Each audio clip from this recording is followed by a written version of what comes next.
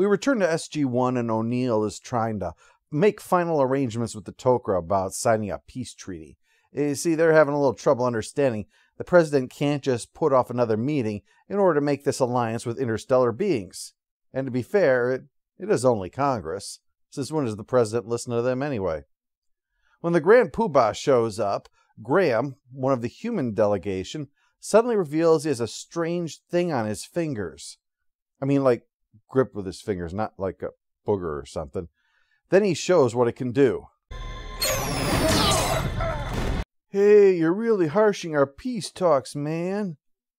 After killing a few people on both sides, Graham then pushes a button, and the device takes Tim out as well. All in all, this meeting could have gone better.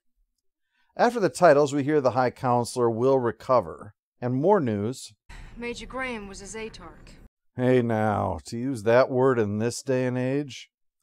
She explains that Major Graham was the victim of some kind of subconscious mind control.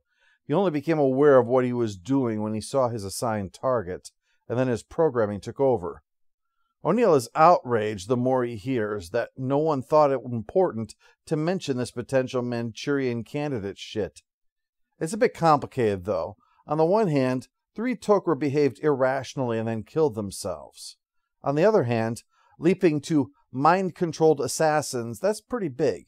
I mean, any theory that is identical to that of the Naked Gun movies has got to be suspect, right? Frank, it's the right fielder! You're the finest umpire I've ever seen. What game are you looking at? What game are you watching? You're the boss. Safe. You're right. I was safe. You're right. Well, if the Gould knew about the meeting to set up the summit, it stands to reason they know about the summit itself, and likely they've taken steps to put an assassin there as well. The one dressed like the world's blandest superhero is Freya, whose symbiote is Anise, and has some history with SG-1. But right now what matters is she thinks she has a way to identify these assassins. So they head back to the SGC to test the rest of his team first. We get to watch Lieutenant Astor get this Clockwork Clementine treatment. It's like a Clockwork Orange, but not quite as bad.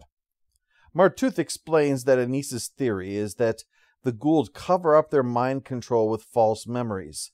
So if the person says something that contradicts what the subconscious knows is the truth, she can detect it.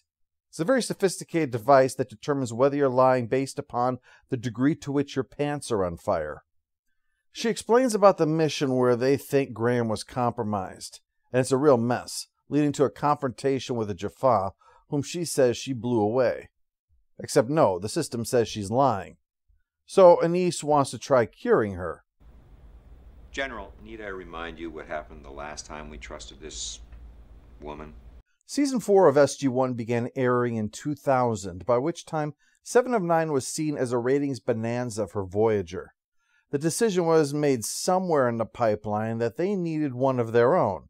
A hot, questionably dressed blonde with a scientific bend, and since suddenly dressing Carter up in cheesecake gear would undermine everything they've been doing for her character, they made Freya/Anise instead.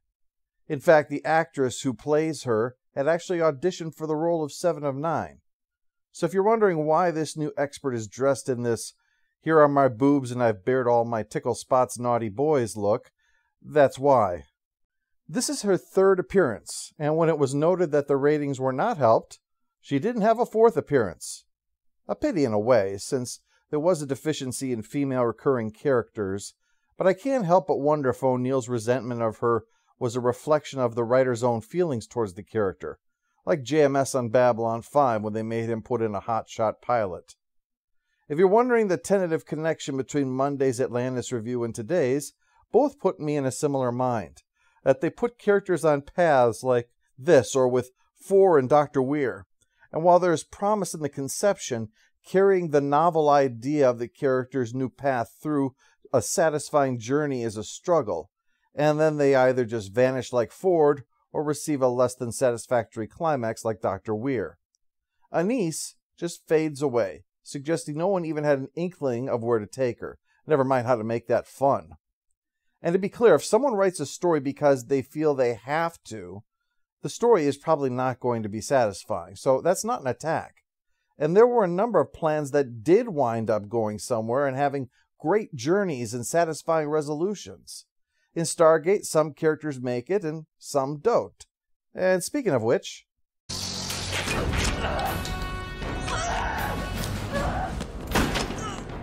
she's not going to make it. The choice was to try this procedure that would destroy the part of the brain where the instruction is, and given the choice, Lieutenant Astor chooses to go for that. But that just triggered the programming, and as expected, in the end she killed herself. Anise is so distraught over what happens, her natural English accent keeps slipping through. But however tragic, she thinks they need to check the rest of the teams, just to be sure that there wasn't anyone else. And she's starting with SG-1 because, hey, it's their show, front of the line. O'Neill, Carter, and Daniel are the ones being checked over because they recently had Gould contact thanks to some special armbands that she herself gave them, actually, to deal with Apophis. That guy keeps popping up in the weirdest places. Teal'c also gets checked out because General Hammond sent him after them.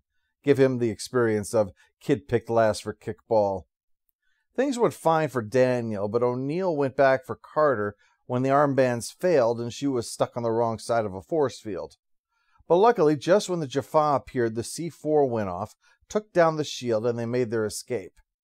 Except, the machine says that that's not what happened, meaning they're lying, meaning they're those Zaytarks. No one else has shown any signs of being affected, but they're time bombs, likely to go off when the president arrives, and then commit mass slaughter. Just in case you needed any more reminders, there's an election next month. She stops by to apologize to O'Neill for putting them on that ship where they got Zaytarked, to thank him for saving her life twice now, thanks to the intervention when Lieutenant Astor was waving a gun around, and to give him a big kiss, likely with tongue. She comes from a planet where they were less inhibited about sex, because of course she is. You don't dress like that because you're sworn to chastity and like the challenge. After he eventually shoos her away, she tells Daniel, Martooth, and General Hammond her concerns that, even without the trigger event making them into assassins, they may become self-destructive if they can no longer attack their target. Destroy their brains so that no one else can study them and understand how this all works would be the natural result. So Martooth has the unenviable task of suggesting to Carter to undergo the removal procedure. That's her best chance to avoid self-destruction. Given that the last one that tried this turned a gun on herself, and the procedure itself could give her irreversible brain damage, then choosing that because someone says, "I think you'll still kill yourself," that's a bit of a hard sell. Lucky for Martooth, and sorry if it sounds like Martooth, I got something weird up with my mouth today. Anyway, luckily for Martooth, he doesn't have to tell O'Neill as well. That job goes to Daniel. Daniel always gets all the fun jobs. O'Neill asks what Daniel would do in his place. He doesn't know. Probably evolve into a higher life form or something. That always gets you out of a tight spot. Since they're sitting around here in this weird situation, Jack decides to share what happened with Freya, and also to explain that she was the one who wanted to bone him. Apparently the snake likes you. Really? That reply is so neutral it should be the feature item in the Swiss shop of beige. Jack turns it down, so we need a plan B. We can be sure they won't threaten the president, but how do we keep them from harming themselves during the summit?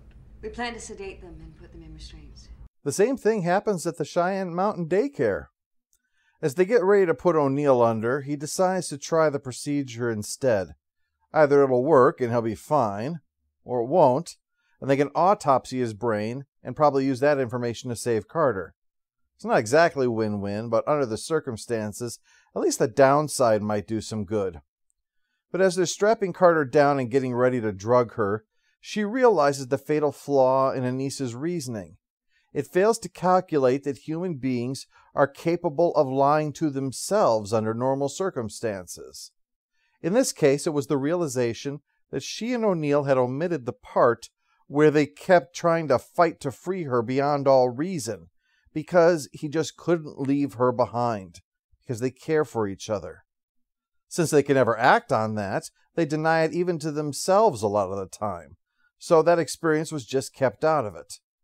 because they're not from a planet where leather boob armor is everyday clothing, see. The pair are tested again, those details included, and this time they pass.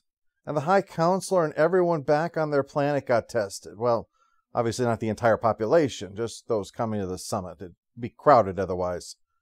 Except it doesn't include somebody who's already here. Martouf.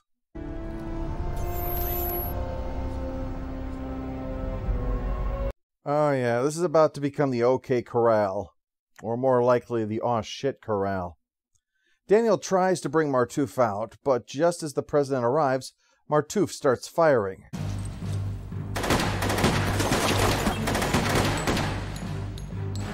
They turned him into one of those bounty hunters from the X-Files. Tillich finally gets him with a zat to slow him down more than all the bullet wounds have, but before he can self-destruct, he says Sam's name. The implication is clear.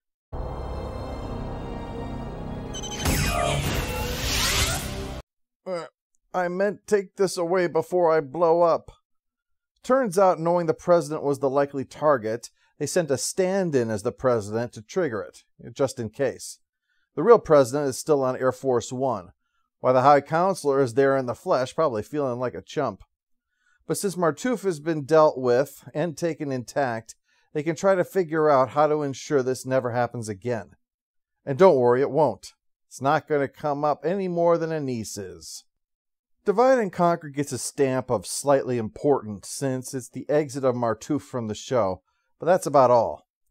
I give the episode a stamp of fine. It's nothing really special. There's something for O'Neill Carter shippers, of course, but if anything, it showcases how poor Anise fit into the show. Martouf's Tok'ra is very formal, subdued, but nevertheless has a hint of warmth. She just feels like she lacks dimensions emotionally. I'm not sure what the performer was going for with the character, but Martouf showed you that you can be subdued without being bland. That's the problem. The performance of Anise was bland. It's not a terrible watch, but nothing particularly to write home about, save the tragic loss of a recurring character.